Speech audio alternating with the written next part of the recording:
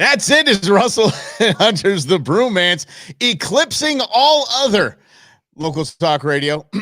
That's Rob Hunter right there. And when I say right there, I mean it's 7 o'clock where he is. He's in Florida, I believe. Is that right, Rob? That is correct. I never know where you are. I rarely never know where I am. It's been fantastic since we've left the radio station. I've been to 4 countries and like 4 or 5 states. Just moving around. Yeah, I went to Florence. I went to let's see here. I went to Prescott, and I went to what else did I go? Yeah, Flagstaff. Yeah, Torrance, Arizona, baby.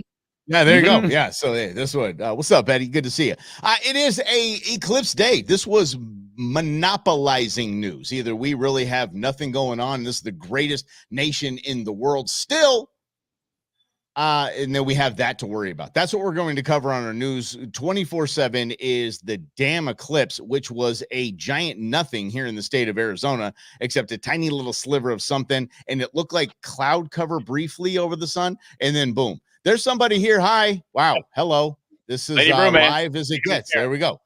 So, but there was this tiny little sliver, and basically nothing happened. To lead up to this, though, was the crazy part to me.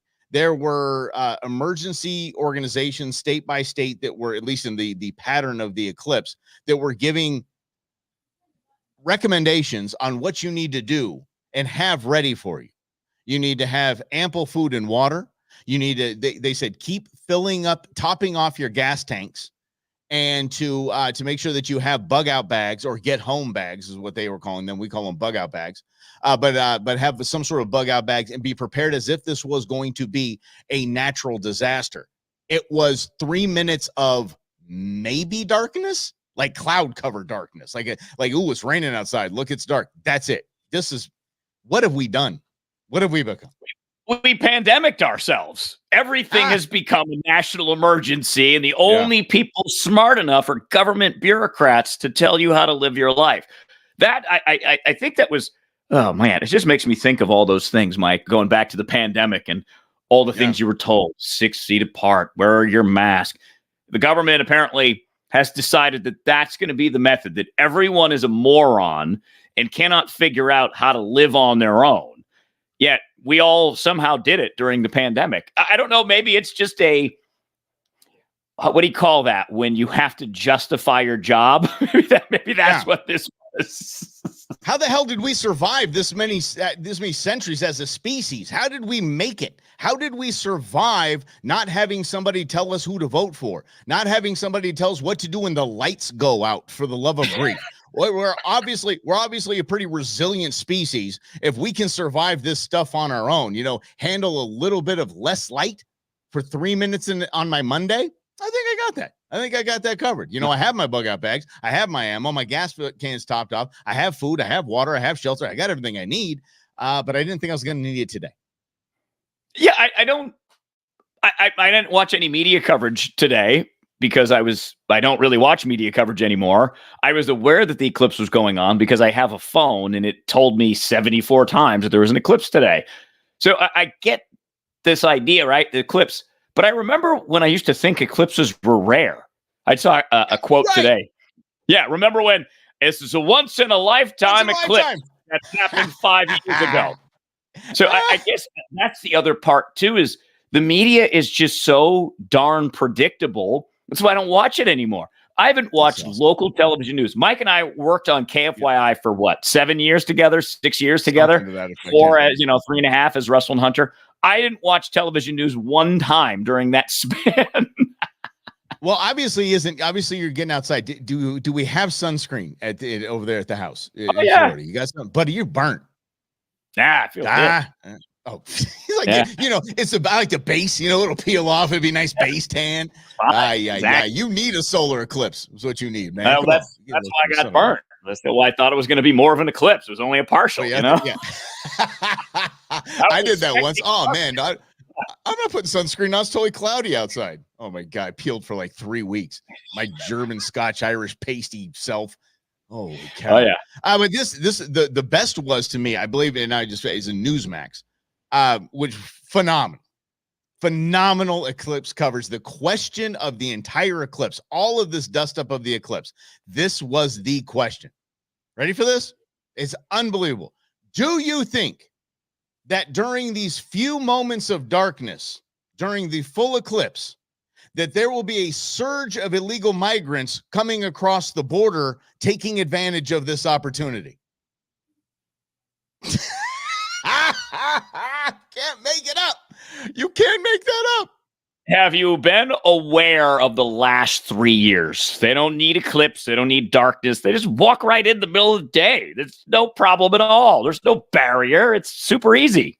Mike and I literally witnessed it happen in the middle of the morning. Yeah, and if anything else, they're like, I don't want to watch it's dark out there, man. There's snakes out there. I'll wait till the eclipse is over, and then I'll just walk up to the green and white and say, "Hi, I'm here. Welcome to the United States." Yeah. Mm-hmm. Well, I just feel, Mike, that we're in this trap of stupidity everywhere you go. And I really think it is a leftover from the pandemic when apparently people were so panicked they couldn't figure out how to live their own lives. And they needed people like Anthony Fauci to tell you to not go outside and don't go out to eat and don't do this and don't do that because you're probably going to die if you get COVID. Yet meanwhile, just about all of us who got COVID didn't die. And those of us that died of COVID didn't actually die of COVID. So I don't know if the government continues to treat us all like morons and the media continues to treat us all like morons. And this is just a leftover portion of it. But it does seem like it's fast forward on the stupidity. Like, seriously, Newsmax, you're asking that question? And that the only people that don't change the channel when that happens are really, really stupid people or people that are just have it on in the background. And that's why they have any kind of ratings, because it's just on in the background while, just kind of it's the battle of noise between that and the Roomba that's running through the house all day. So there's no way people can say, you know what, I'm going to tune in Newsmax because I don't know what I'm going to do with this eclipse. I mean, it might be a complete surge at the border. I tell you, I heard that. Are you bleeping kidding me? But there are people that will believe it. So I'm glad you brought that up because I was looking up some stats the other day and it was like the Today Show, the morning show that used to have Matt Lauer back in the day, like 25, 30 million people watch that. Today, less than 3 million people watch it because what Mike just said is the reality of what the media thinks. The media thinks everyone out here in America is tuned in. We're sitting on the edge of our couches waiting for them to detail their brilliance. When Mike is right. Most of the time, we just like a little background noise while we're getting ready for work. And it just happened to be that it was the Today Show. We weren't actively watching the Today Show. It was just one of 7 options you had in the mornings in the 90s. Yeah, it just happened to me today. I roll over. I stopped in on the way over here, stopped in my girlfriend's house. And I'm like, are you watching this? Some daytime talk stupidness. I was like, are you really watching it? She's like, I didn't realize the dang thing was on. Like, it's just on. It's been on since the eclipse coverage I was watching this morning, and I just haven't changed channels. Like, that's actually the survival technique of the majority of shows because there's no way they could survive if people actually paid attention to the craptastic content that's going on in there. And by the way, that was back in, like, remember the Bryant Gumbel, Jane Pauley days? Today Show was it. Like, if you were on the Today Show, you did something. You were somebody getting on the Today Show.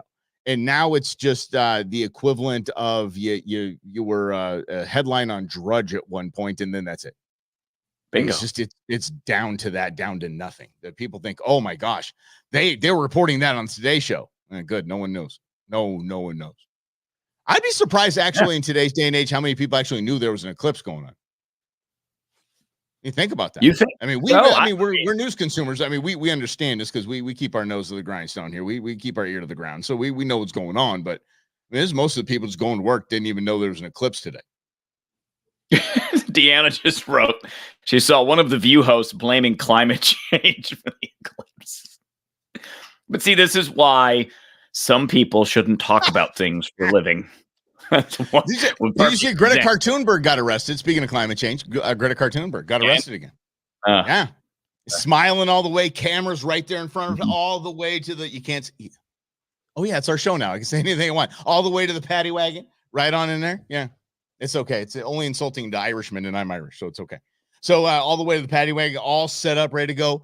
If you don't remember the last time she was arrested, at least for the cameras, it was, okay, wait, guys, hold on, wait. Okay, get this. Okay, good. And then the cops took her when she was ready for the camera to be right on her and ready to go.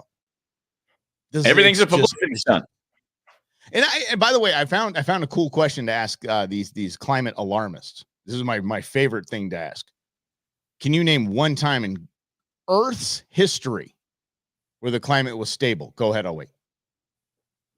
Plus, who actually would even know that? That's what I'm trying to say. What I'm trying to say is that climate is not a stable thing in this earth historically. It's just not. So climate is changing. Well, yeah, climate is changing. That's like saying oxygen is in the air. Let's spend trillions of dollars to make sure we regulate the oxygen in the air. No, the Earth's got this. It's okay. Well, and let's say, all right, let's say that it is. It's caused by us, at least a little bit. Let's even say that 30% of climate change is caused by us. What are we going to do about it? Because driving electric cars isn't the answer. Going wind isn't the answer. Going solar isn't the answer. So, great. You're just trying to make me feel guilty about being alive like you always try to do on the news. And you always try to blame me for driving. Oh, you guys are so horrible. Meanwhile, the people telling you this fly in private jets all the time. Meanwhile, the people that tell you this drive in SUVs to work that are, driven by someone else. It's completely obnoxious. Like Greta herself has probably traveled more miles than I have. And I've traveled a lot of miles in my life.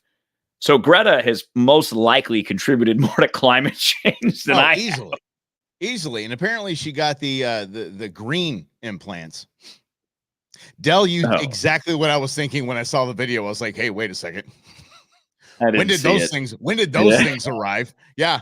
Yeah, it looks. Yeah, she's doing some cosmetic enhancements. It would seem she's doing some cosmetic enhancements, but I'm sure it's for the betterment of the globe.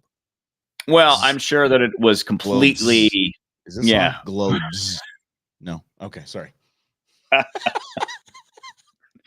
Oh boy, I'll stop. The things I missed by only paying attention to news when I want to pay attention to news, which is a lot smaller. So fast. Yeah, it all happens so damn fast, though. Well, and everything's controversial, and everything's awful, and everything's horrible, and oh my god, it's like, okay, I'm good, thanks. I'm just gonna focus on me and what I can do in my life. Yeah, basically. Crazy. I mean, as long as I still have X, I got Twitter. It's good. We got some free speech going on as long as it's on Twitter. And I got to tell you that I don't know if you saw this, Rob. What's happening in Brazil? Brazil is now suing Elon Musk. And basically trying to ban Twitter down there because he would not suspend the accounts in Brazil that the new leadership wanted him to suspend because they were opposition speech.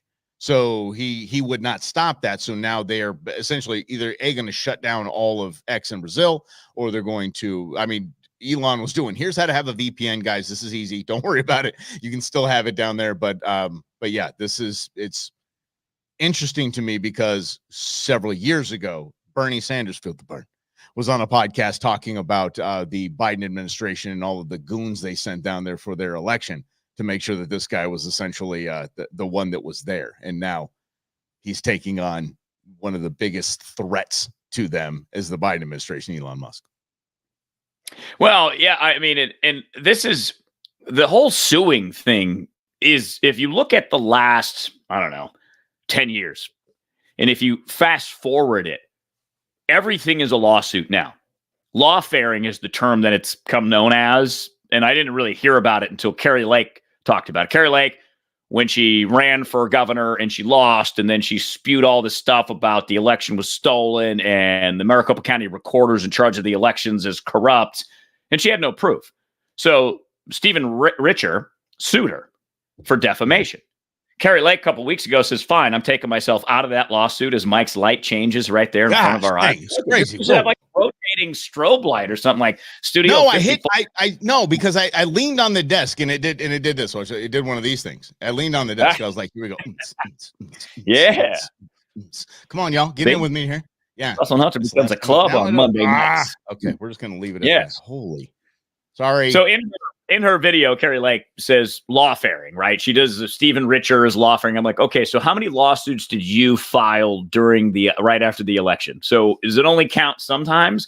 But my point in bringing all of it up, it just seems like what we do and what a large part of Russell and Hunter was covering court cases and court decisions and Supreme Court decisions, because we are thinking that the Supreme Court is the only thing that can weigh in on any issue now to decide whether it's right or wrong, constitutional or not.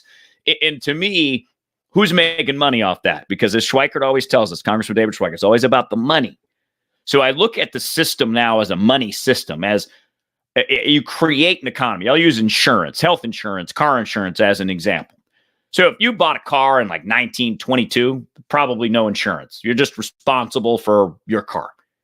But eventually we have lawsuits related to insurance, car accidents, whatever. So, create this insurance industry.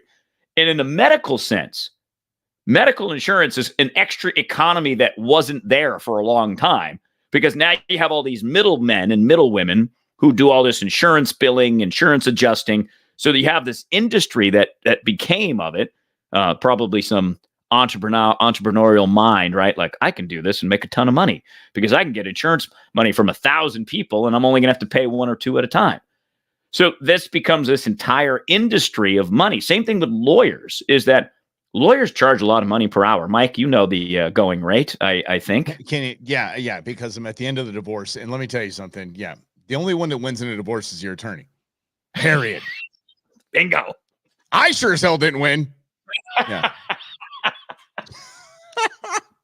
But I'm not bitter, Rob. I'm not bitter at all. No, I was thinking more of your head trauma that you suffered. Oh, thanks, pal. Sorry. Okay, I've gone to that one. Yeah, that too. I have a legal team that would make OJ blush. I'm telling you. Yep. It's and they ain't cheap. Impressive. They ain't cheap. Nope. Man, yeah. I'm telling you, I'd be broadcasting from my spot in Florida if this weren't the case. For sure. Well, that's why we have friends. We stay at friends' houses. It's just way easier. Yeah. Well, this other part about, the lawyer fees, and that's really what makes all of this go around to me. So there, even in the Eclipse thing, right? You were saying something that a radio station we used to be affiliated at, not our last one, the one prior to that, did segments on the economy of the solar eclipse. Literally bell to bell on the eclipse that no one ever cared about. Fantastic. It's fantastic. No, but it does become an economy. So I was chatting earlier today about Colorado going off the absolute rails with gun control, and because if they pass more laws, that means guns are everything's going to be safe now because they're going to pass laws. That's worked so far. One of the House bills that is actually going to the floor for a vote is a liability insurance mandate for all firearm owners to have exactly. So and the only one that wins there are the insurance companies. Period. All about the money. The only one that wins. Why would I want to have an insurance policy for I don't even have health insurance. I don't need it. I have cash rates. I have doctors I can pay cash rates to.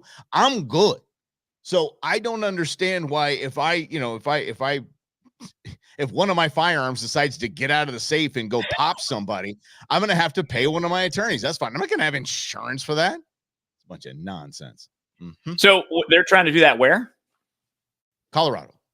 That is Colorado. Okay. Thought you said that. So I just want to make sure. Colorado. So, right. And here's the idea behind that. And again, Mike and I have talked to you about this. Instead of the day-to-day operations, which distract us, if you step back and you look at the games that they're playing, the long-term strategy that Republicans used on Roe versus Wade, it was like a 40-year struggle, right? To get it up to the Supreme Court, to get Roe versus Wade overturned. Democrats like, cool, we're going to do that on your Second Amendment. Maybe it's going to be harder. Maybe it's going to be challenging. Maybe it's going to take 40 years, but they're going to take Democrat states like Colorado has become, a state like Illinois. Illinois banned quote unquote assault rifles a couple of years ago because they want it to be challenged. They literally want it to be so they can bring it up to a court and see how they get and see what happens, because eventually the tide will turn, at least they hope, and the Democrats might have a 6-3 advantage on the Supreme Court. And if the Democrats have a 6-3 advantage on the Supreme Court, you never know what's going to happen. And that's it. So Colorado's stepping in to add a little bit of money to it, that if you want to own a firearm, you're going to have to pay a little bit of money. And maybe it's a lot of money. And then maybe eventually you get priced out and you say, it's just not worth having a firearm anymore because I got to spend $700 a year to insure it. Is the insurance going to be more than the firearm? That's the question. Oh, no. That's not it, buddy. That's not it. There's also another bill that just escaped committee that is putting a punitive tax on top of ammunition and firearms. A punitive tax. Yep. Mm-hmm. Basically, I want to punish you if you want to participate in the Second Amendment, your God-given constitutional rights. We're going to punish you for that. Well, and let's add that third element. absolutely. Add that third element with the city of Chicago and what they're doing too, because it's all about money. It's just, but it's about pricing people out. And back in the day, if you go back to the 1930s, back when, the big mobs were running the joint, the reason why silencers and full auto have tax stamps is because the $215, I believe, $215-ish tax stamp that you have to pay if you want to get approved for one of those firearms or a silencer, is because they did that to price even mobsters out of the market, because that was actually, I believe, is $3,800, the equivalent to $3,800 back in the day. So back when that was enacted, the $215 was about almost $4,000. So basically, you just couldn't buy one legally without mortgaging the house. And I'm sure a house is about the same price. It basically costs what a house does, and right. And so now, because government's government and their government, it's $215 today. Doesn't exactly price you out of the market, but if you keep adding those things on, who's going to be able to afford a firearm? And that only hurts law-abiding citizens that are going to Sportsman's, going to Bass Pro, going to the gun shop, and buying a firearm legally, filling out a background check, and doing all that stuff that you're supposed to do. They're going to get smacked over the head with now having to have insurance, and on top of that, a big fat tax stamp. And bring the city of Chicago back in, because as Mike pointed out before the show, I didn't hear the story until Mike told me, the city of Chicago is suing Glock Manufacturing because another company made an add-on that you can put on a Glock and essentially turn it into an automatic handgun.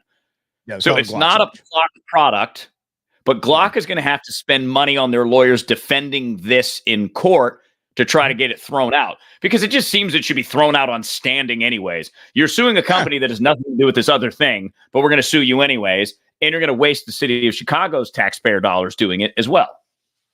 Okay, on top, well, no, every town's behind it, so it's Bloomberg money is coming through on that one. Mm-hmm. So they, or any town, every town, whatever stupid gun control nonsense he's got going on. But what was the term you used there, buddy, with Carrie Lake about the legal stuff? Okay, lawfaring. So lawfaring, I don't even know if judge shopping is or court shopping is part of that, but I mean, that's what they've done. So the reason why this does get to court is you have a liberal judge that doesn't want guns around and thinks that, yes, we should take it to those gun manufacturers, and I'm going to help along the way. And all of these activist judges, it's easy to get in there. You understand this. This Glock switch, that's what it's dubbed. It's called a Glock switch. Not made by Glock. It's illegal. It's illegal federally. It's illegal. It's already illegal. What are you going to do? So Glock is with their hands in the air going, we're spending all this money on something that's already illegal and we don't even make.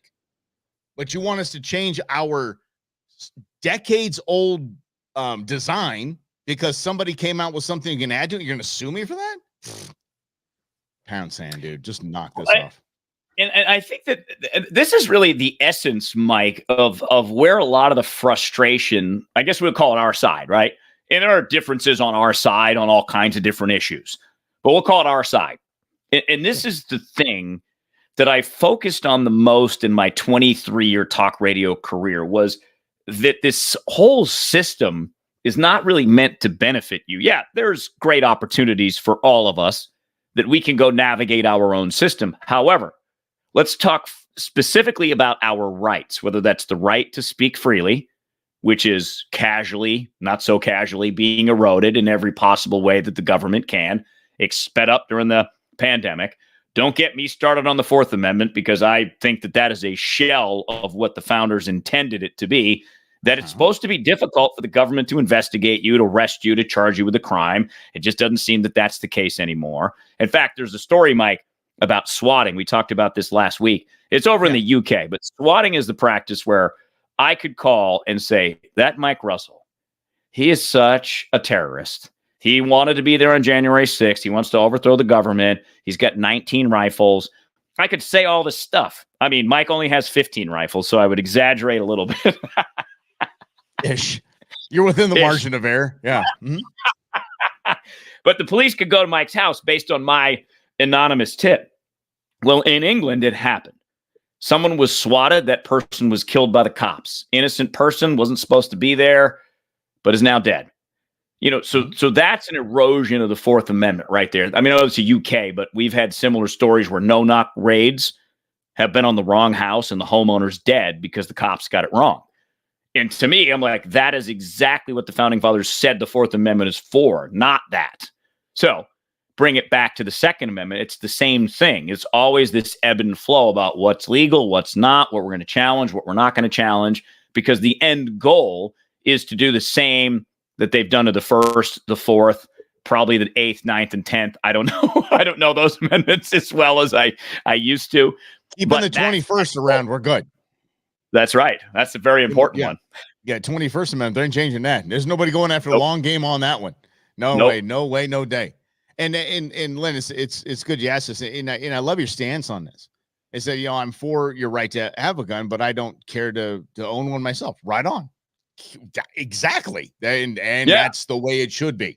I'm all for your right to be really mean with your speech and to come after Rob and his sunburn and all that stuff. But you know something? I don't care to make fun of him. I love the man. I just think he looks fun. You can make fun of me. It's okay. But see, that's the thing. I love that attitude because this was such an important, and you asked if there was a musket law. There was. It was the Second Amendment. Have one. That was it. Arm yourself. Yes. Yes. Arm yourself. Please, everyone get one. That was basically the musket law back in the day was, but you need this. And there's reasons why you need this. Well, there was less police back then. You had to protect your land. People could come try to take it. There's all kinds of various reasons to own a firearm or taking on the Empire of Britain. All good reasons, right?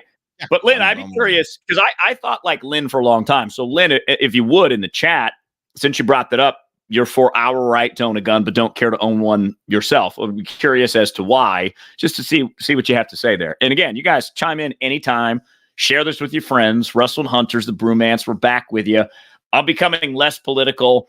It just because I want results, Mike, and I want to talk about the system and how it really just tries to crush us, I think. It tries to crush our spirit. It tries to crush our freedoms. It tries to take our money out of our bank accounts via taxes and inflation and other things, fees. And by the way, Lynn, if just ask. I mean, if you have questions about firearms, you want to hang out and go shoot, just let us know. I worked on Rob for years, and I really mean that because I wanted that for my little brother. I want him to be able to protect his home. I want him to be able to have fun and go out and shoot clays and go shoot targets. And I wanted him to be able to hunt, and I want him to be able to do all of that kind of stuff. So it wasn't like I was just, trying to indoctrinate him or pull him into anywhere. I just wanted him to have that, to practice that Second Amendment right of his for a man that carries it in his pocket, the Constitution. There's a reason why we have the second. We should give that a shot sometime, if you know what I mean. A shot. I'm full of dad jokes today. I'm just going to keep them flowing. You guys just got it going out. Yeah. Justin called them freedom seeds. Yeah, you're darn right. They're freedom seeds. And there's already a tax on it. We talk about the Colorado law where they're going to put a punitive tax on top of it. Understand, there's already an 11% tax, an excise tax above what we normally pay. So if you're in a 9% place, you have 9% sales tax where you are, you're paying 20% sales tax for your firearm and your bullets. Did you know that? That funds conservation. That funds game and fish departments in every single city, every state in the nation. All 50 states get called Pittman-Robertson. All call them PNR funds. So all that money gets pooled together and distributed to the states for conservation of here, at least here in Arizona, 820 species of wildlife. That gets funded by firearm owners. Outdoorsmen and women, we fund it. We're the front line of conservation. But then you take it on top of that. So you're doing 9%. Then you have the 11% excess tax already. And then in Colorado, we're going to do another 10%. Come on. I mean, come on. You're going to run firearm stores out of business, which is their goal. But you're going to run out of shops because people aren't going to be able to afford a firearm there. So people are going to now have to go across state lines. It's just going to be a bad situation there in Colorado. They think they're helping, but they're not. Well, of course, they're helping what they want, no doubt about that. And Lynn does have a good answer that he uses a walker and only has use of one hand. So I get that. But there might be a workaround for that. Firearm? I'm not saying one hand, man. We can. Hey, come on, man. We can work with it. Because Mhm. you know where my head goes. I'm thinking about 50 cal mounted walker. Like you could mount something to the walker. I'm totally okay with that. Lynn, you come with me on it. We're gonna try it. We're gonna try it. My buddy Lynn, there's a buddy of mine, Dan Ferraro, who runs No Excuse Hunting, and he is blind, like blind. Rob's met him. Dude can't see anything, and he hunts. So there's ways.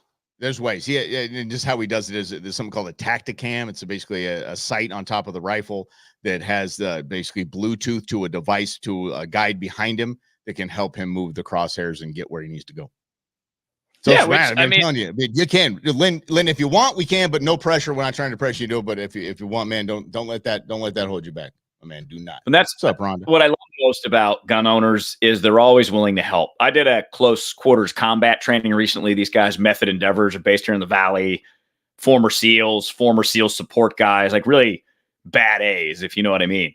And, we were doing these room clearings and they put on this laser system, Mike, and you have to take apart the rifle. I'm like, I don't know how to do that. So I had Devin from Method. He's like, yeah, I got you. Here you go.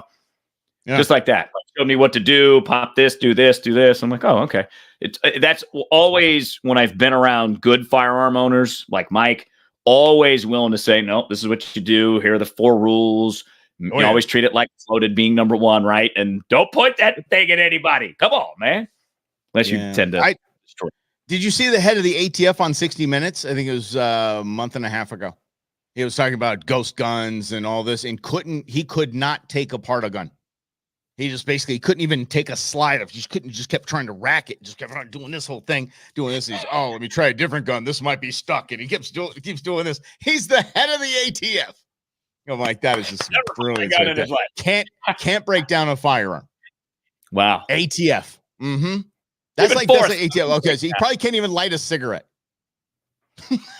I don't know how this thing works. Guy is no fun. No fun whatsoever.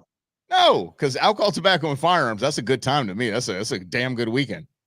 Yeah, that's a Friday, a Saturday, a Sunday, maybe a Tuesday.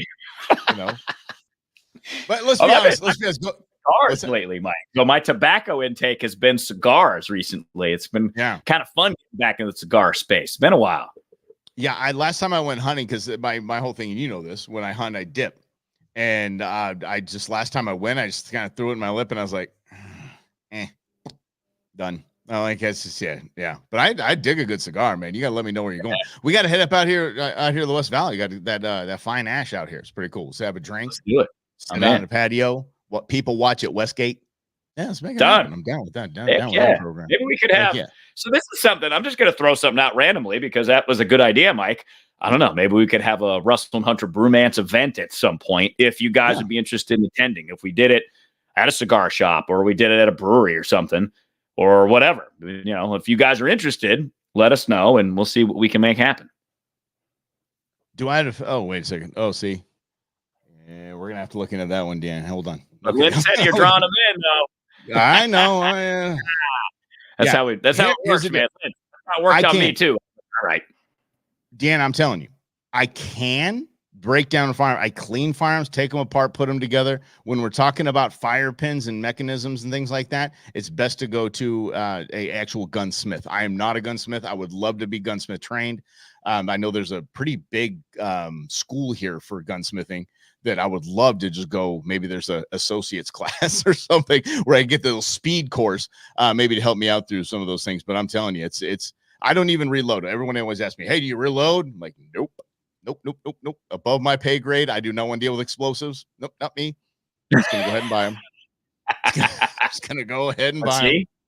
Eddie says his son is a gunsmith. And there are men here in the Valley, Indiana. There you go. See, we're just making connections here in the Russell and Hunter room, That's right.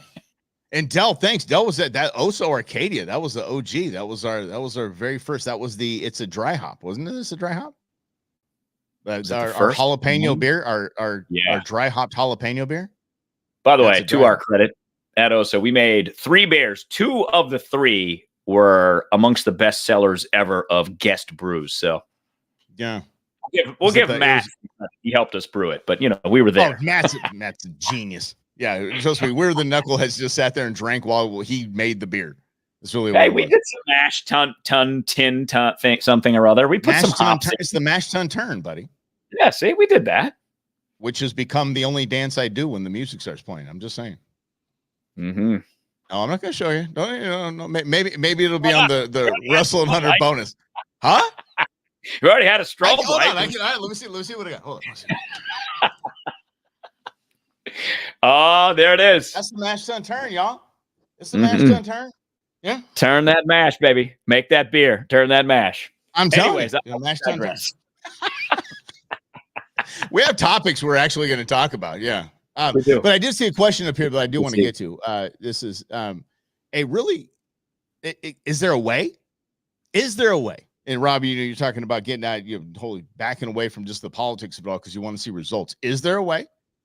Do you see a way forward with getting rid of the corruption in electoral politics? Because I don't know who said it. I believe, I think it was like Thomas Paine or so. It was way back in the day that the natural trajectory of any man in power is tyranny. And it just is. I think truer words were never spoken. No, I mean, John Adams, second president's perfect example of that. We brought this up a couple weeks ago, too. So John Adams, there was a war that happened during his administration, and he didn't like that people criticized him over his handling of it. So he passed the Alien and Sedition Acts. Well, I don't know if he did it. I can't remember all the particulars of Congress did it. He did it, whatever it was. But they did it, which went against the First Amendment, which would only pass like 9 years before that or something like that. So within 9 years, we already had a president basically give a middle finger to the First Amendment because it was a time of war.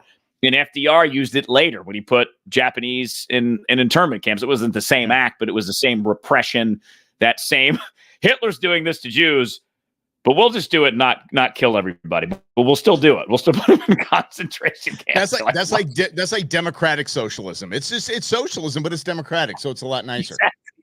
Exactly. There's no ovens. It's fine, you know. Yeah, it's fine. It's a camp. It's a summer camp. It's not an internment camp, and it's not a concentration camp. It's just a camp. We're doing it. It's for their own safety. Do you remember that was a miniseries Adams with Paul Giamatti was John Adams? Remember that? It's good. Solid series. Mm-hmm. Holy mackerel. Yeah. If you're a history buff, I highly recommend. Yes, definitely recommend. So yeah, agreed. Everybody's going off on an event. Everybody's planning the event over here, bud. I love this. But you know what? It's actually really good. So, comment where you guys are at too, so we can try to find a center location, or maybe there's different options that we can do throughout 2024 going into 2025. But I want to try to answer that question, Mike. And I optimistically, I say yes. But optimistically, it would require a massive wake up to what politics really is. And this is where I'm interested in talking about politics, as I find it mostly to be a facade to try to drum up people's emotions, to try to get them to do something, which primarily means to vote, maybe to call a congressperson at one point, because congressmen and women sometimes make decisions based on how angry the phone callers are. So if you drum up the anger, and I want to give you this story though, because this is real. As Schweikert sent me something this week, a story in the local newspaper, but this is fascinating. It's actually election fraud. So Schweikert is in Congressional District 1, happens to be my district. It's a very tight district. Schweikert has faced some pretty severe Democrat opposition. It's actually a Democrat +2 district, but he keeps winning. But here's what happened. Democrats, people tied to progressive groups, went out and got signatures for a libertarian candidate to run for Congress in CD1. But there's at least 4 people who signed the petition that said that is not my signature. So the allegation is that these progressive groups are forging signatures to get a libertarian on the ballot in hopes that the libertarian draws enough support away from Schweikert that a Democrat could win in CD1. So that's dirty. So that's the corruption you're talking about, Mike. And yes. I think the only way for us to do that is to spread the word and wake up that this is all a game, that this is dirty, that there's so much money at play, your money, that unless you vote different, unless you think about politics differently, it won't change. And no, I agree, but I want to go back to the fraud here, and that's the word widespread. That's one word, right? Okay, we're going to go with it. Widespread was the word that was used because over and over, after all these investigations, there was no evidence of widespread fraud.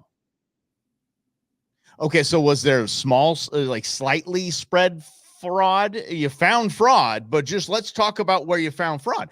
Here's the right step to get everybody to shh with this whole everything was stolen business. Okay, then where you found the fraud, those people need to be arrested. January 6th style, they need to be held accountable for that fraud.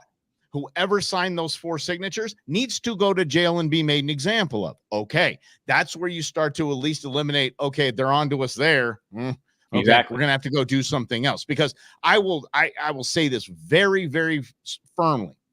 The last presidential election was not stolen, but the Dems rigged the system completely in swing states that have been proven to be unconstitutional, but you can't put the toothpaste back in the tube. It was shady. They played outside the rules and they won. Well, I call that cheating, but it's not. I don't know if you want to go stolen. So we can keep our eye out for those maneuvers that are being done and challenge them before the election. That's another way to do this, is see what's happening and immediately challenge it legally. Challenge it. Go. Get into it. Get a group of people. I don't know. Bring a lawsuit. Lord knows I got enough attorneys. Give me a holla. I'll find somebody. But that's a way to get rid of this whole corruption, is to say, hey, we see your game. We see what you're doing. And yeah, it might be your congressman or woman. And you might have to, that might be a tough pill to swallow because of the emotional equity of a vote. So you have all that emotion tied. You might have had a yard sign with their name on it. You know, all your neighbors know you support that person. Tell you what, Dan Crenshaw, a lot of people. Was it Dan or Ben? Dan. Dan Crenshaw. A lot of people say, oh, he's a hero. He's lost his eye and word. That man is a crook. He was a hero. On the take. He's on the thank you. He's on the take. Mm-hmm. Yep. So how do you back? Oh, I supporting Crenshaw. I supported Crenshaw. I was all about the guy. I was like, yes, that's what we need. Yes. No, he's insider trading bozo is what he is. He's in there on the take. But this is another interesting part too, because it's how people use their past.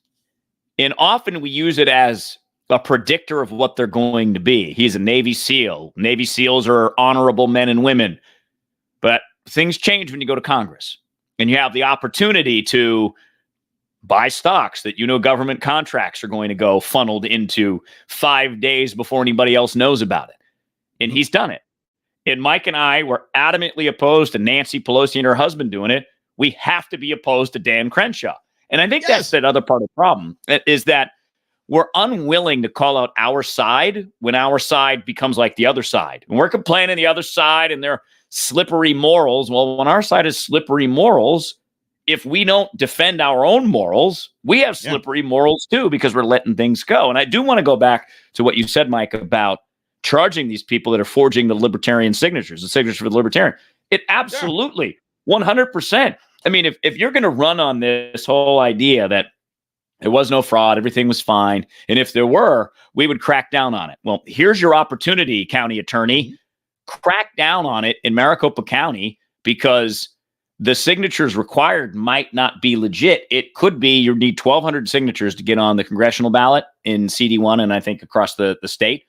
If half of those are forgeries, well, that person doesn't qualify for the ballot. Yeah. And by the way, grow a spine. Because I know what's happening. You think about the county attorneys and you think about these elected officials or appointed, depending on what level they're on. They're worried about, the county attorney in Maricopa County is now prosecuting people that forged 2 signatures on a ballot, which is the equivalent criminality to stealing a pack of gum. And just trying to then they'll try to discredit that their district attorney, to make it seem like county attorney. Geez, Louise, I need some coffee. Hang tight here. Give me a second. Hold on. All right, we got it. Okay. The county attorney, they're going to try to discredit that county attorney and then stand up and say, grow a spine and say, yeah, did you steal a pack of gum? I want them too. Let's go. Crime's a crime. And then by the way, the government, the retailer is not really worried about that pack of gum, but us voters, we the people, we are kind of worried about our elections at this point. Well, and in part because we've been taught that you vote, they count the votes, they count it correctly. There's no gamesmanship outside, but there's always gamesmanship. It's just we don't really talk about it. I mean, go back to the 1960 election, John F. Kennedy. Most likely that was stolen. Most likely the mob helped him win the state of Texas, LBJ, the whole thing.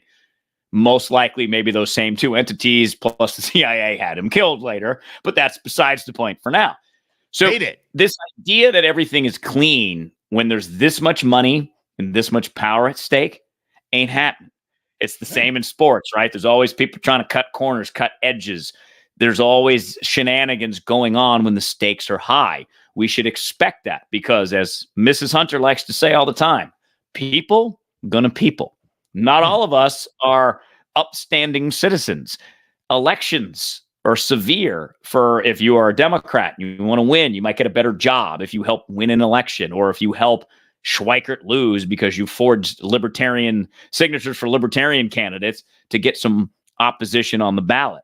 Like, that's legit things that on a small margin in a close election can matter. In the two states in particular Mike was talking about in 2020 were Pennsylvania and Wisconsin.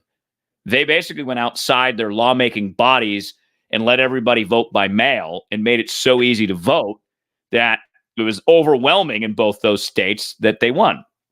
Now, the other challenges and this goes back to the other part, Mike, I think the third factor in this is win elections. You know that they're cheating. You know that they're doing whatever it is that they're going to do. How do you get more votes? Like, that should be the only priority here, because I saw some numbers the other day, both Trump and Biden. More than half the country doesn't like either one of them. Mm-hmm. So all you have to do is one of those candidates is, all right, it's April 7th. I've got till November. How do I make 2% of people like me? What do I have to do? Because to me, that seems to be the messaging that's going to win. Schweiker told us last week, tone matters to 1% to 2% of voters that may or may not vote Republican. And you look at Arizona and Georgia, a lot of investigations, no fraud found, no cheating, Republican legislatures. So they didn't have that option. And then Trump lost by 10,000 votes here and like 16,000 in Georgia. So let's imagine 2024 is a repeat on that. You're talking about 15,000 to 20,000 people in Arizona. All you got to change your minds. In Georgia, 20 to 25,000 people. That seems very doable to me. And you win those states and you win a couple of others. Now you're back in charge. But you also have to win Congress. Because if Trump wins and Congress is the way that it is, Democrats keep the Senate, it's much harder to get the Trump agenda done. Like, we keep thinking, as long as Trump wins, it's all good. No, it's a whole structural system that you need. For example, the 2017 tax cut, which I think is Trump's signature policy achievement, is only possible because Republicans controlled the House and the Senate. Mm-hmm. But I would go with Del brought up a point. He was talking about the judges, and I think that kind of gets into probably the fourth leg of the stool here is that we need to. I understand criminal justice reform needed, get it, understand that. Prison reform, got it. I'm just talking about these damn activist judges. Both sides have activist judges. We do. There's hyper-conservative judges and there's hyper-progressive judges. So how do we get around that? And I think those four things we just discussed would be one hell of a first four steps to getting rid of the corruption in our nation. So especially the judge thing is really just eliminate judge shopping in general. I don't know how you do it, but damn, it's like getting these court cases we talked about in Illinois against Glock. How in the world would you find a judge that would even waste anyone's time with that? You find it because you judge shop and you find an activist judge. And if you're the county attorney, you also have a microphone and a bully pulpit to a degree that if you bring charges and no judge will hear it, you can make a case about that. And I think that that's a big part of it. Can you pull up the Congresswoman Rashida Tlaib video, Mike? Because here she goes at a Trump event. Well, and yeah, we'll discuss what I think a good strategy could be in a second. You guys are crazy. You're an animal. Get a job. Well, she has a job, but I mean, it's okay. Republicans, we got to work on our trash talking. We just really do. I mean, just got to do it. You go, lady, person, get a job. Yeah, so one more time here. Just one more time, sir. Yeah. They start clapping. She gets mad. You guys are crazy. You're an animal. Get a job. Get a job. She has a job. Yes. Yeah. Technically. Yeah. That's the strategy. This is the modern day Democrat Party. The modern day Republican Party is filled with hope, filled with optimism, wants to restore America's economic might. We'll help get your gas prices to a reasonable level below $3 per gallon again. That's the America the Republicans will create with your help. And you just keep showing all the crazy. But it's there for the taking, for the love of grief, the whole light at the top of the hill. We're ready. Dawn in America, we're ready for it. The masses want that, some sort of optimism. Yeah, I'm calling out the MTGs, you bozo. You need to stop with your fundraising nonsense. You got enough money, you're in a safe district. Stop. Knock it off. Boebert, I don't even want to get involved with that stuff. And the Matt Gaetzes, and you guys are acting like fools, trying to keep taking out speakers and just why? It's there for the taking. All you have to do is go to that message. So much so that Biden's labor secretary, who, by the way, I want you to hear her. She has the same cadence, volume, and everything of Karine Jean-Pierre. It's like it's weird. It's like they're the same person. It's almost like hearing KJP talk. So she had to go onto the morning shows this morning and say, don't vote for like how cool it was before Biden. Vote on Biden's numbers that we lie to you about. Don't go voting because it was so much better before him. Listen to this bozo. And she does sound like KJP. Biden has delivered on an infrastructure decade where we're seeing projects, shovels hit the ground in communities all across the country. And it's just, it's irresponsible to suggest anything else. I don't know what to say about that. I missed the beginning of that. I say it's unfortunate that some people try to peddle a story for, of nostalgia for something that just wasn't true. I say that, look at the numbers, right? I look at the numbers. $2.18 a gallon when Trump was exited the White House. And now I'm paying $4.18. That's the numbers I'm going to look at. And yes, I get nostalgic when I think, wow, I used to fill my tank up for under $100. That's pretty cool. I remember those days. Those were great. I remember not worrying about what I'm going to, like, if my account's good for all the bills coming up while I'm filling up my truck. I'm going to vote with nostalgia. And it's so bad that the Biden administration has to go out. Their new tactic is don't vote for all the good performance of the previous administration. Vote on the numbers that we're telling you are true, but you can't feel. But that's, this is politics, right? This is part of that issue that I talk about, is there is an orthodoxy attached to parties like they are religions, in that no matter what, your religion is right. And I criticize the Catholic Church all day because I grew up Catholic and I'm allowed to. But obviously, there was all kinds of shenanigans in the church that we don't need to repeat. Nobody left the church, though. Nobody was like, oh, sorry, this isn't for me anymore. Y'all are some crazy people. You're covering up pedophilia. You're shipping priests to other locations where they'll probably go molest more kids. Like, that's what orthodoxy is. That's how powerful beliefs are. And in this country, we have become so orthodox in the two parties that 1/3 of people in this country don't even want to pretend they're a Democrat or a Republican. They don't want to say it out loud because of what you're associated with. But because of that, there's that split in the third, right? Kyrsten Sinema, as an independent, isn't running for re-election because she didn't think she could win. Because of that, the normal person who understands how deal making works, who understands how life works, you never get all of what you want. It just doesn't happen. In any relationship, in any job, in any situation, primarily, you don't always get everything you want. But we're now believing that we can get whatever we want. And the best way to do that is not the Matt Gaetz way, the Marjorie Taylor Greene way, by just breaking more division because you're making it worse. And you're making it more likely the Democrats will win.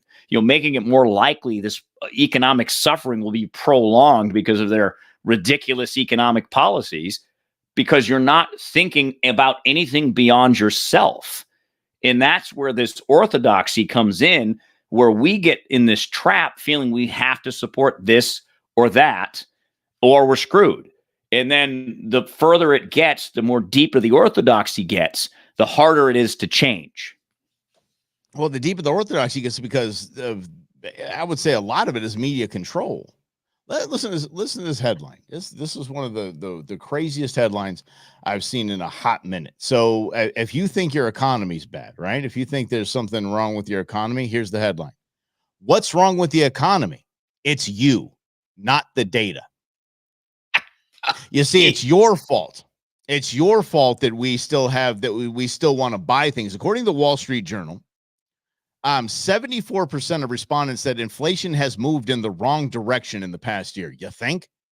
Not to, see what Janet Yellen's out there spewing, but it has moved in the wrong direction. But this bozo claims that if you just take, food, fuel, and shelter out of the equation, hell, this whole thing's your fault. This whole thing, so you should feel bad about the economy because it's you, not the Biden administration, and they're taking on the fossil fuel industry. It isn't the Biden administration just wrecking an entire industry with automobiles, running up house prices. None of that. No, it's you, because if you take out those three key indicators, well, it's because y'all buy too much stuff. Which obviously creates jobs too, and all these other economic factors. And I this is the frustrating part, that I think Schweikert said it this way. People who are writing these stories about complex economic theories aren't smart enough to write about them. How government works. It's very complex. It's mundane. There's arcane rules of how bills move and legislation happens. Not many people know how to explain that properly. So we try to explain it in the simplest terms possible, but often terms in what Mike just proved to you right there. That person has no clue. Is not an economics major, probably never even took an economics class. Because writes for the Wall Street Journal, okay? Yeah, which is, and the Wall Street Journal is one of the final good newspapers left. They don't like Trump much, but as far as news goes and their analysis, it's still pretty good. But to blame, and this is it, to blame you all the time. It's your fault. It's your fault. It's your fault. We didn't shut down the world. We didn't cut off supply chains. I wasn't panicked during the pandemic. I was at the beginning a little nervous because I heard these stats that 5% of people were dying out of China. I'm like, that's a high number. Yeah. Right. But then when it came down to reality, and I was like, all right, I'm not scared anymore. It's cool. I can go about my business. But that was when the government doubled down. They didn't look at the data that said there was a certain risk category that's getting nailed by this thing. That risk category is the one that should stay home, not the rest of us. And the economy could have kept moving and inflation would have been less. So for that person to blame us, blame you, blame Mike, blame me, obviously ridiculous, because we buy stuff. Yes, that's how the American economy works. That's why it works, because we buy stuff. Right, but if you take out those three key indicators are quite literally what you need to survive. So if you just take those out, don't worry about the fuel, food, and housing is up all over 50%. Forget that noise. Ask Janet Yellen. Janet Yellen says, last year there was 6.5% inflation. Now there's only 3.5% inflation. That means that things are still getting more expensive, you bozo. Exactly. What a buffoon. Exactly, Lynn. What a buffoon. On top of the 20% that we've already paid. So any inflation at this point is horrible. Yeah, but don't worry about it, though. This is and this is what 1984, right? What George Orwell warned about is how they changed language, and they go back and change digital records. We've talked numerous times about changing the definitions of words. Yeah, they do it, like and you don't even notice it because there's no committee. It just happens. Same thing they did in 1984. They had a little tube. They would send the information that the main character would have to fix, Winston, and you have to edit something out, and you have to resend it. The chocolate rations is one of the famous ones. It used to be 20, but but they didn't have enough chocolate, so they knocked it down to 10, and they went back in the history archives and changed the 20 to 10. So it always seemed like you had 10 rations, and you couldn't prove it otherwise because there was no information. And now that information is free and controlled by some small entities or big entities like Google, they can do with the information they want. So a buddy of mine, Adam, Adam, Mike, from Earn It All, he bought a bunch of old books from like the 1930s, encyclopedias. And he's like, the information in here is so different than you get when you Google the same topic. Sure. The facts have not changed in these stories written in the 1930s encyclopedia, but online, completely different. It's very strange. Well, yeah, I think we are in a combination zone. Kind of if I guess you could switch them. If George Orwell wrote Rules for Radicals, or if Saul Alinsky wrote 1984, because I think that those two books are really what's defining us as a culture. It's Rules for Radicals time with 1984, because radicals are like, ooh, that's a good idea. We can use that. We can use that from 1984, and we can just do it our way, which is the crazy way, the Rashida Tlaib way. And it's just dicey, gets dicier. And then Idiocracy. If you throw the movie Idiocracy in there as well, I think that's a good combination. Rules for Radicals, 1984, and Idiocracy. If you just combine those three, 2024 America. And I think that we collectively have that sense, Mike, of what you just said, that there is those three things that are pulling on us. And we're like, wait a second. I'm just not ready to give up yet. Like, I feel sometimes that I want to give up. But it's so funny to think about this, because I'm a big fan of Malcolm X. I've studied a lot of Malcolm X, Martin Luther King, the civil rights movement. And Martin Luther King had a broader message, right? And it worked to move America forward. Whereas Malcolm X had a very important message, particularly to Black people in the 60s, the early 60s. Think about this. His message was self-reliance. That you have to figure out, wherever you're at right now in your life, how to be self-reliant, how to not rely on the government, handouts, whatever the case may be, because especially as a Black man in the 60s, the conditions for most Black people as far as their relationship to government was not on equal footing to white people. So his message is as true now as it was then. It's just a broader message. Because to me, Mike, getting back to that point about what we can all do as individuals, become self-reliant. Figure out self-reliant. Plus, Malcolm X also preached gun ownership for Black people as well in the early 60s, because that was part of it. Part of being self-reliant is being able to protect your own home. Yeah. So that message to me, Mike, is how we win. We encourage self-reliance. We show people the way on self-reliance, what it means, how to get there in a year, 2, 5, have a plan, etc.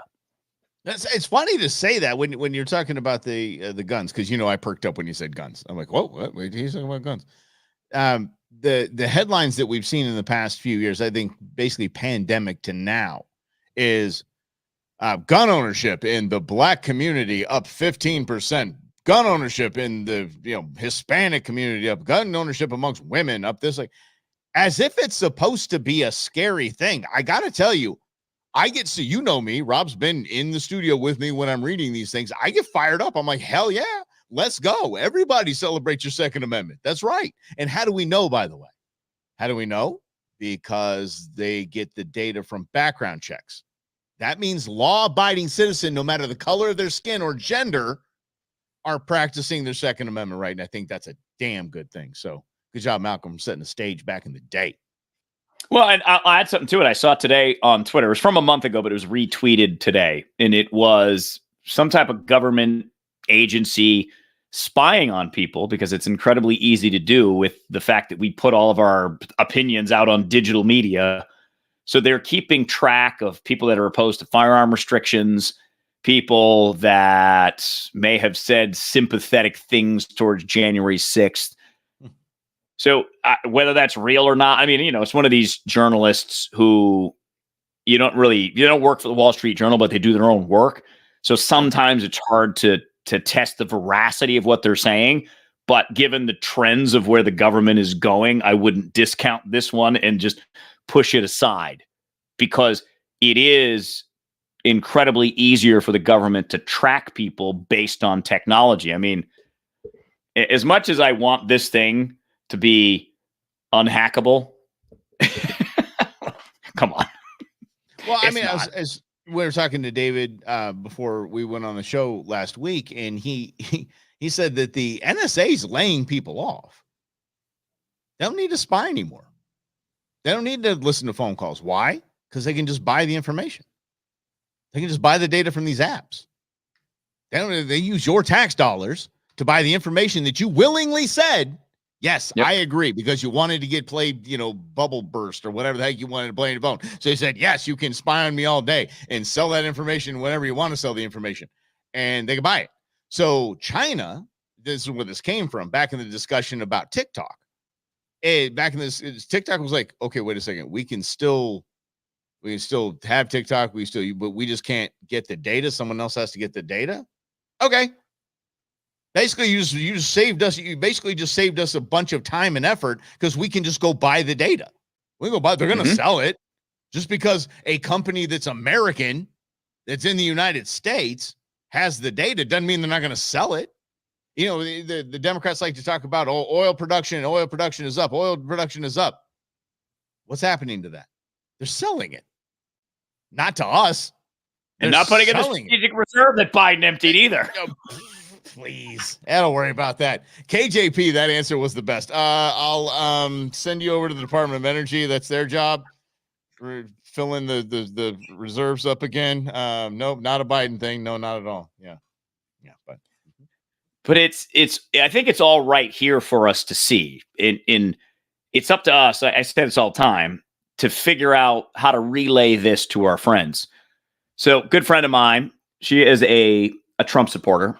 And she wants to have some people come over her house and they want to spread the word, right?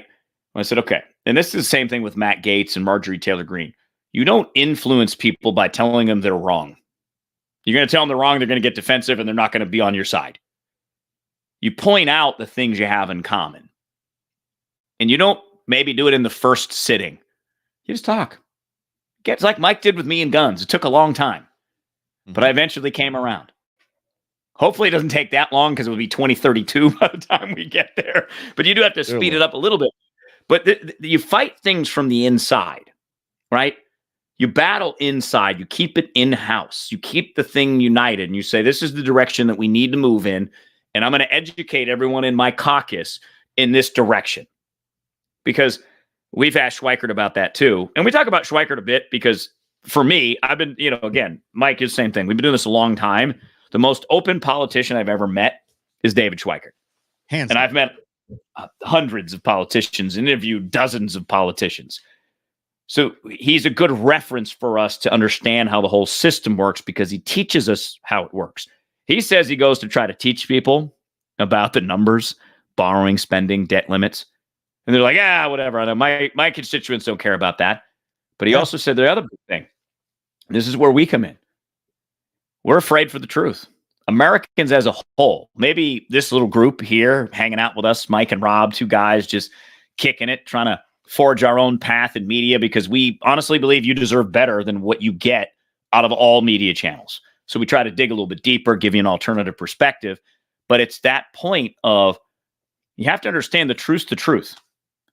The only thing that's going to matter in about 3 to 5 years is debt. Everything else is a sideshow. It all contributes to the debt. I understand that. But the big important number, $1.1 trillion spent on interest alone on our debt. $1.1 trillion. Imagine what you could do with that money if it wasn't debt. If it was $1.1 trillion, you could fix that bridge in Baltimore that a ship crashed into. And we'll fix it in a week. We got it under control. We're fine. You could invest in public education, and you could maybe have a curriculum of life skills to teach kids to be self-reliant from the age of 6. I mean, not that they should be self-reliant at 6, but you start teaching them things about their mind, how it works at the age of 6. So they ain't worried about government by the time they're 22. And I think go back to the old days. We talk about the kids in the next generation. Go back to the old days. What were you told when you told your parents that somebody called you a name or somebody made fun of you? Just words. Words don't hurt you, right? We don't really teach a lot anymore. We actually teach the words are like weapons. Words are like knives. Words can hurt just as much as some kind of weapon. No, they cannot. If we let them, and we understand the game is words now. Rob will come with me on this. The game is language. How you say things. Like, remember, there was no widespread fraud. There was no nationwide fraud. There was lots of little frauds, but no widespread fraud. If you say widespread, then there you go. You get away with it. Remember, they talk about the deadly insurrection. Cops died, they said. It's their language. And listen to this. We covered this, that Joe Biden raised $25 million thanks to, in one event, thanks to Barack Obama, Bill Clinton, Lizzo, and Stephen Colbert. Okay? Star-studded event, right? 25 million, record. Donald Trump said, hold my non-alcoholic beer. and just had an event at his house, Mar-a-Lago, but just an event at his house. $50 million. Doubled it. Now, the Biden administration gets their word police out there because now we got to use the words that mean something because we just got smoked. And the media's left, they were fawning all over the $25 million haul. And this is it. This shows the unification. This shows what the country really wants this. Oh, $50 million for Trump. Oh, let's see what the Biden administration has to say about that. As important is how they are raising it. He's down in Mar-a-Lago tonight with a bunch of billionaires, people like John Paulson, who not only wants to cut Social Security, but he's famous for, as a hedge funder, rooting against the American economy, betting against the American economy. So I guess it's no surprise that he's investing in somebody like Donald Trump, who's rooting for the economy to crash. But the whole lot of them is a bunch of billionaires, scammers, extremists, and racists. Billionaires, extremers, scammers, and racists. That's what okay. So yeah, sure, he got 50 million, but they probably were wearing MAGA hats. They're racists. They're white supremacists. Just go back to the language, man. This all it is. So the best thing, again, if we want to get out of this, teach your kids, young kids. See, my girl's in college. My niece is just married, starting her career. Words ain't gonna hurt you. Words need to be watched out for, but words are meant to manipulate. They're going to hurt you, but they can manipulate you. So guard your mind, guard your ears, watch that manipulation. And once you start to see that manipulation, you're going to be immune to it. And that's that self-reliance, that most important step, Mike, that is so incredibly important, which brings me to the next thing. You and I were debating whether or not to talk about this, but let's do it. Because it all ties in together. This is Diddy. Let's talk about Diddy for a second. So P. Diddy, we talked about him last week. They raided like 9 of his houses. Got a lot of houses. They raided them all. Supposedly there's sex trafficking involved, but nothing's happened since then. What's it been? 3 weeks? 2 weeks? 3 weeks? Yeah, I don't know. Well, and that's what I'm like, what is actually going on here? Because you told me about this video Diddy came out with today and just named a bunch of names. Had his nephew or niece or something on his lap, and he was just naming the names of basically stuff he has dirt on. And I'm sorry, I didn't get to cut it up before we jumped on, but because it's a report that plays Diddy in the middle, and Diddy's talking about Jay-Z, Lizzo, Usher. I mean, huge names in the industry. Oprah basically said, "I'm coming after you if y'all don't answer my phone call. I'm going to go live, and I'm going to show the world what's going on." And whether that happens or not, but this sure as heck was a warning shot. I'll say that much, which you really don't get if you try to break into my house. I don't do warning shots, just to let everybody know. But this was a P. Diddy warning shot to the peeps. Unless you call and let me know that we're going to circle the wagons here and you're going to get me out of this, you're going to help get me out of this and throw your weight behind it, I'm going to chuck you right under the bus. See, I want something to happen. Because it always, and that's why it gets so frustrating. Get back to really the theme, I think, Mike, of today's entire conversation is there's a term that if you're a guy and a woman continues to tease you, a color blue is involved with the body part. That's what I feel like with all these stories. There's never any happy ending. It's all just talking. You're just teasing us. There's this evil cabal of Illuminati right there. We're so close to finding out the truth because Diddy came out and gave a video, and then the world will go silent, and Diddy will never get charged, and nothing will ever happen. Because we have it, Mike. Blue. We're all blue. Oh my gosh. Being in politics is a painstakingly arduous task that seems to go on and on forever. And just when you think something's going to happen, nothing happens. Holy mackerel. Wow. So that's my Pelotas equivalent. azul is what he's talking about to our friends from the South. Exactly. Just Rob just getting teased and just no release. Wow. That there you go. Yeah, and agree. I mean, and that's why they're tying him like same thing to Epstein. So it's going to happen. Did he going to go, get suicided and then away just goes away? I don't know if he can. Is he too big? No one knew who Jeffrey Epstein was. No one outside of the DC elite bubble. I mean, the New York elite bubble. No one knew who he was. But everybody knows who Diddy is. Worldwide fame. Remember there was a DC Madam list. I want to say 2004 or 5, somewhere in there. And the reason I remember it, because there was a senator in Louisiana, David Vitter, who was on the list. And David Vitter was Christian conservative. I'm like, okay, but he's getting his rocks off with a prostitute. But it impacted his career. He later ran for governor. I don't know. I might have even been 2020. And he lost because those allegations still hang around with him and he can't get out of there. Meanwhile, fine, you want to go to a prostitute? All right, technically I get it. It's illegal. I don't care. What I do care about if that prostitute is 16 or forced into it. That's a different story. And this is something we always talk about as a quote-unquote society, how much we want to protect kids. Unless rich and powerful people do horrible things to those kids, then we're like, it's just the way the world works. So do we just care in name only? Because that's what it seems like to me. And I wonder if our moral center is off. Because all we say all the time is how much we care. Great. Where's the action? Because if I'm not a big fan of having big prisons, but if there's people that do that kind of stuff, that's what prisons are for. It's literally what they're built for. But yeah, we're like, it's fine. Who cares? There's some special treatment they get when they get into prison too, if they go for that reason. Well, they get treated like they treated other people in, the worst case scenario. Yeah, golden rule, isn't it? Del, you nailed it, buddy. Sorry. Yep. Government is gathering evidence on Diddy to destroy it. Well, and if they don't put it down, but let's imagine that that's a theory that's out there and you want it to be true or not to true. Without actually going forward with it, that thought and that belief stays. If there's no action, there needs to be an answer as to why. And Dell's right. If there is no answer, it does seem like a powerful, rich cover-up. Because this is Epstein obviously was. Yeah. And look at Epstein still getting covered for it. I think I forget, maybe Dan was asking about that one. But we'll never see the client list of Epstein. Even the has-beens in who's Cuomo's brothers on CNN? Which one was that? Chris. Which Cuomo's Chris Cuomo?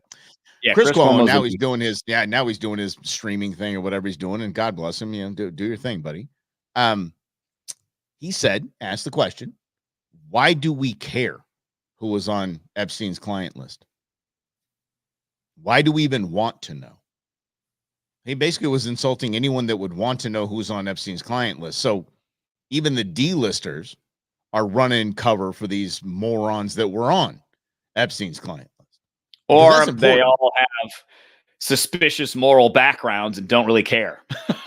I tell you this, I'll give you this much, and I firmly believe this, and I could be completely wrong. This is where my gut goes. My gut goes on this one, and you can call it a conspiracy theory all you want.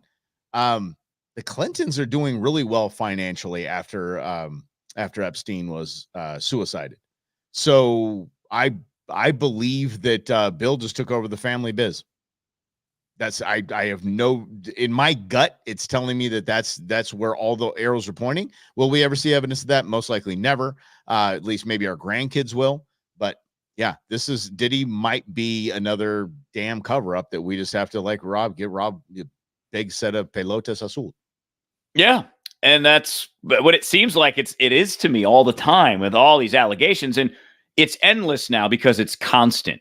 It's not even 24-hour news. It's 24-hour phones because we're all connected on our phones. We're all on social media. So these allegations fly around all the time, but there's never any action on it. Even going back to the libertarian story in Congressional District 1, and if you did miss it, you joined us just now. Hi, thanks for being here.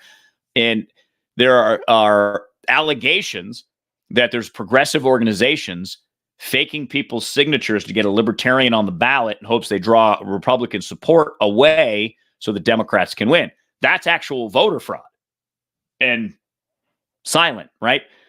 Yep. I know that there's only so many resources in each office to do investigations. I get all that. And they got to pick and choose. I get all that too. But these are major allegations. This is potential to change an election.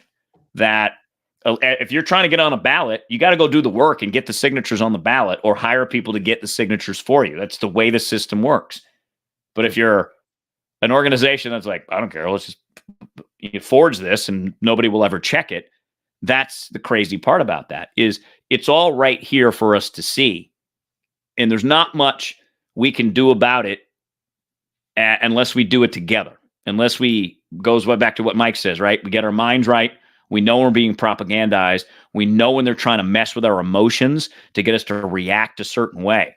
That's that self-reliance that is required in this modern society that you're bombarded by things 24 hours a day and your synapses are firing and your dopamine's hitting. And all these things are really meant to keep you off your game, but you got to stay on your game. Eddie, Rob is in Flo Rida. Yeah, and that's not a window behind him. That's just a dresser. It does look like a window, like it's kind of like it's dark outside. It is dark. Good catch, by the way. It is dark outside in Florida. That's 3 hours ahead of us. So, but yeah, let's switch it up a little bit. What do you think? The women's tonight is the men's NCAA final game. So, okay, go whoever. Okay. I used to be really fired up about it because they play that at the end of the they play One Shining Moment, that little like highlight reel of the tournament. Oh, I love that. That's America left and right there. That's just good. Yeah. So I'll find that online tomorrow. But I won't be looking for it tonight. But over the weekend, the Queen was dethroned. Caitlin Clark, who we talked about, Caitlin Clark, her team lost in the finals. And to South Carolina, go Gamecocks. And my actually brother Steve used to be a South Carolina University cop. Yeah, he was a cool guy. He just like give those drunk kids a ride home. Really, all he did. He wasn't that kind of guy. He's a good dude. They're out here being young and dumb. If they're not hurting anybody, I don't care. So the coach, South Carolina coach, was given, and by the way, South Carolina coach on the court during the interview with the trophy presentation and all that, thanked Caitlin Clark for elevating the sport. Basically, just parsed all of the noise of, oh, this is she's getting attention because she's a white girl. Oh, she wouldn't be able. She's doing this against black people. It's this. I'm like, come on. They made it. They turned it into this identity politics nonsense. All these stupid talking heads. She's just a girl that can play basketball. Who cares? Whatever. Good. Fantastic. So this coach, good for her for stepping up above the noise. Even the players were bagging on Caitlin Clark, but coach said, hey, listen, say what you will. Everyone was talking about this game. If it weren't for Caitlin Clark, no one would have been talking about this game. Okay. So she wins, height of her coaching career. You win. You're a college coach. You win the tournament. That's it. That's the tippity top, Girl Scout. That's the biggest spot you can have right there. Undefeated season too. Very rare. So you look at this, you look at the press conference, and this is the absolute, just a prime example of the fall of journalism, because I have no idea. And I saw this on Fox as well. And Fox was cheering the reporter. No, let's listen in here. Women's basketball, women's sports in general. One of the major issues facing women's sports right now is the discussion topic about the inclusion of transgender athletes, biological males in women's sports. I was wondering if... Stop right there. Stop. Why? No. How about this? What is undefeated season? You're losing 4 seniors. What's the bench strength look like? You ask a sports question to a sports person, and God love her. She just, again, the top honor in her, the top accomplishment, in her sport is doing what she just did moments prior, and you want to pull transgender rights into this. Please just stop. She goes on to answer. I mean, that's the end of it. I mean, it's there. I remember the story we did on Russell and Hunter, I don't know, a year, 2 years ago, where several news outfits, I think CBS News was one of them, they had people come in and train the newsrooms how to write stories so that they focused on race. I even saw one today from somewhere that made the Eclipse about race and how. What? I don't even. Yeah, it was something to do in Texas. As it goes from white to black. What? I don't get it. How does that work? I don't understand how it's about race. Blocked black students from accessing science course. I don't know. It was so stupid. I didn't even read the article. Oh my gosh, that's terrible. And this is another reason why it gets back to what Mike and I are saying, is that we just feel that you deserve better conversation, deeper conversation with a little bit more complexity, because life is not Twitter. It's not X, regardless of who runs it. X is a place of trash talking, and it's glorious for what it is, but just treat it for what it is. Exactly. And, you know, it doesn't.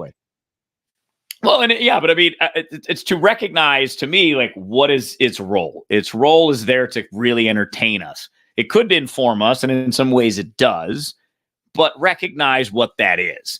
It's not going to change the world, I don't think. It could. It's led to Arab Springs and whatnot, but it just seems to be fighting to me. And go back to the South Carolina thing.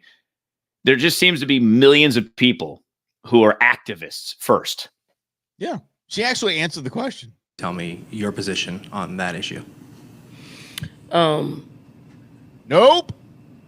That's your answer. Nope. Damn, you got deep on me, didn't you?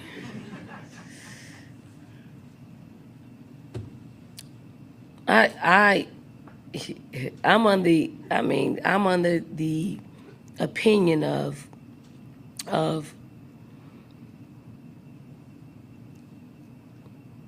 dang. Say if no. you're a woman, you should play.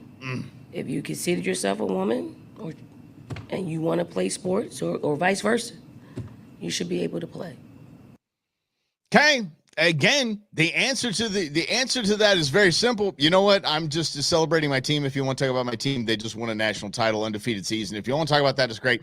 If you want to set up a time, we can talk about this stuff offline. But right now is not the time, dude. Put these people back. These reporters are not the end all be all. They've just shown themselves to be a bunch of bozos anyway. So take the control back of that. You don't have to answer a question that some stupid reporter tries to get you in some gotcha moment. Just say, hey, listen, I'm here to celebrate my girls.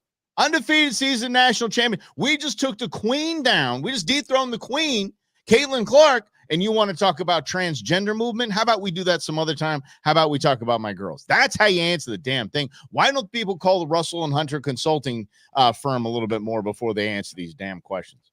For real. Because, that proves where we're at, right? I actually saw something in New York Times, of all places, that quoted someone as saying, and they were pointing this quote out because it's the scarlet letter approach. This is how I don't know why I'm going back to all this literature references, because authors like Nathaniel Hawthorne and George Orwell are trying to teach us things. Guys, don't do this.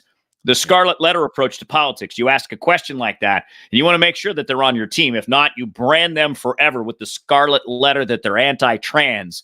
That's what the goal is. So this New York Times bit talked about how there was a conversation between the liberal and the conservative, and they were discussing things, and the liberal thought the conservative was actually pretty well-reasoned until they said they were pro-life. It was that one issue, after having this entire conversation and actually not disagreeing on all these issues, that one issue that the liberal said, I thought you were a good conservative. That's the scarlet letter approach to politics. Well, and it's baseline emotional. It's orthodoxy, right? If you're a Protestant, you believe Protestant beliefs. You're Catholic, you believe Catholic beliefs. You're Jewish, you believe whatever sect of Jewish religion you're in. Muslim, same thing. You're Sunni, you're Shiite, you're a Kurd. You have certain beliefs, and several people are orthodox in that and never deviate from that. Politics is no different, because all religions are on a base level, same as politics. It's a belief system. Rules. The way the world works, the way the world should work, the way God works, whatever it is. And if you're going to play that, you're in the bad religion because you don't agree with 100% of my beliefs. That's what's happening to so many young people, which is, so I had our friend Malcolm, I had lunch with the other day, Mike. It was a 6-hour lunch. Because that's what you do when you hang out. At Joyride too. At Joyride too, and I didn't get the invite. I'm a little upset about that, but we'll talk about that offline. Malcolm and I had some catching up to do. And one of the things he talked about was how often labeled he is. Malcolm's a young black man. He's just an awesome, awesome human being. He's been on the Brewmance podcast, and I encourage you to go back down the list and listen to the couple episodes we did with him and our other friend Ryan Hale and Malcolm. And he was, labeled as this, and he's labeled as this, and he's labeled as this, and he's labeled as this. And I'm like, dang, y'all, make it so hard on yourselves with the qualifications that you constantly have to meet. For sure. And understand, Malcolm's a damn good looking man. He is. Like, how old are you? I got a daughter or whatever. I mean, just like, he's the type of dude you'd want your daughter to date. Yep. And he's got the badass cool hair. Like he's just such a good soul, and a light soul, and just has wonderful life stories, and just a good human being. But a lot of it in this stuff about like you talk about the labels and all the boxes you have to check as a man his age right now, it's absurd. It's absolutely absurd. But that goes back to what we talked about with basically your own self-reliance and just basically taking care of you.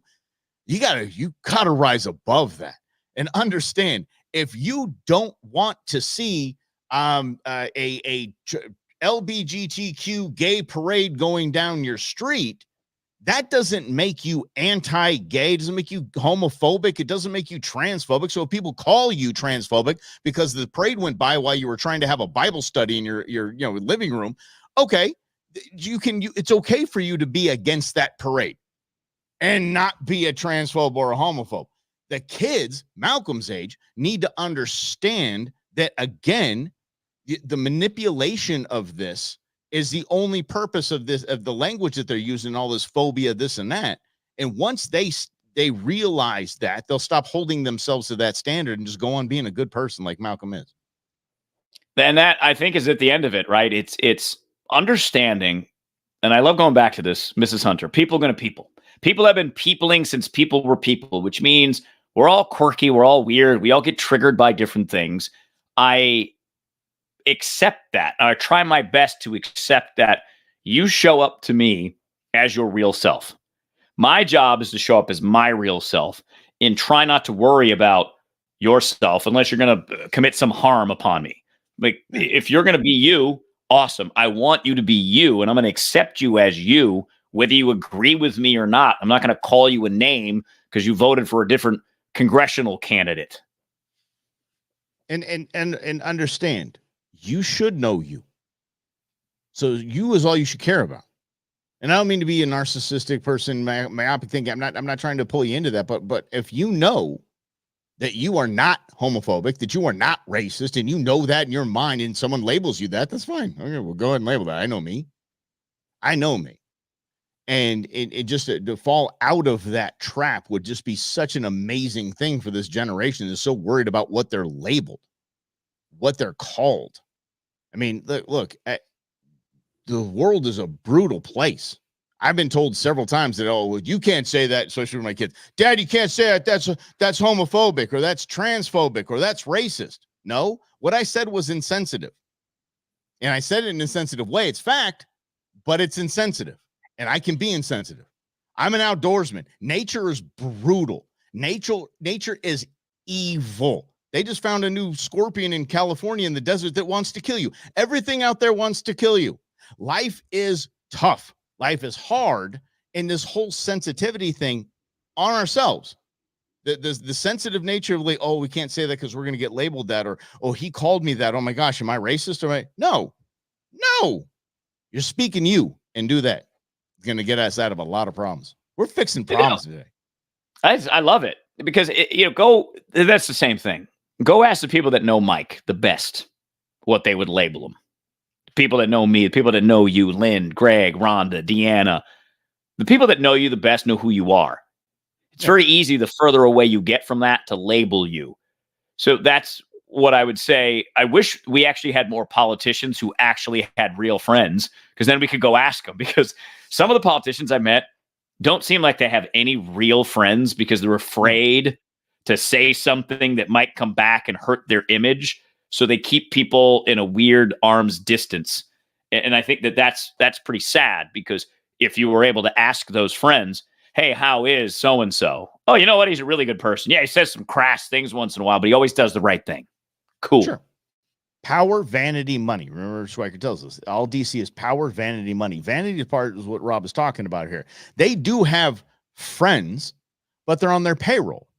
See, all these politicians, they have a budget to have staff, and that staff is desperate to cling on to that job. And they, yes, sir, yes, ma'am, yes, oh, of course, yes, that is definitely the right move there. That. They are surrounded by people that just stroke their ego. It's not like an athlete, a pro athlete, a big name pro athlete, has got his entourage with him all the time. Think they're telling him no? You think they're saying no to that dude? No, they're not. That's the gravy train right there. So do you think that guy ever thinks he says anything wrong? Nope, not at all. It's all a bunch of nonsense is what it is. Anyway, just know you're a good person. I know y'all are good people. Everybody's hanging out with us here. Y'all are good people. Rob's a good person for the most part. And I'm a good person for the most part. And I was wondering, I thought you were actually going to say those who know Mike, and the word redneck just kept popping up, but it's okay. But that doesn't offend me, because you're redneck phobic. I have a red face. I got a red face. Yeah, red face phobic. That's right. Oh, Rob's in red face. That's going to be the head. Rob Hunter does red face. Rob Hunter does red face. Bring him down. Cancel him. Yeah, I got to tell you to cancel him now. Oh, my gosh. All right, let's get the heck up out of here. Y'all, thank you so much for hanging out with us. That was too much dang fun. We got to do this more like this a little more often. I hope you like this format. Rob and I kind of changing up, because Rob and I have our best conversations when we just show up and start talking. That doesn't mean we don't prepare for the show. We always prepare for the show. But to the level of detail and what we're going to talk about, we just let it flow. And we hope that you guys can help us flow, navigate with us, be our little rudder, steer us where you want us to go, what you want to hear about. And we'd love to weigh in and talk about it with you right here on Russell and Hunter's The Brewmance. So have a great night, everybody. But Rob, I know you're on the East Coast, buddy. It's already probably your bedtime. So I appreciate you hanging out with us. And we'll see you right here on Friday, the nooner. Russell and Hunter's The Brewmance, the nooner, Friday, right here on whatever channel you're on. X, Facebook, YouTube. Let's go. Have a great night, everyone.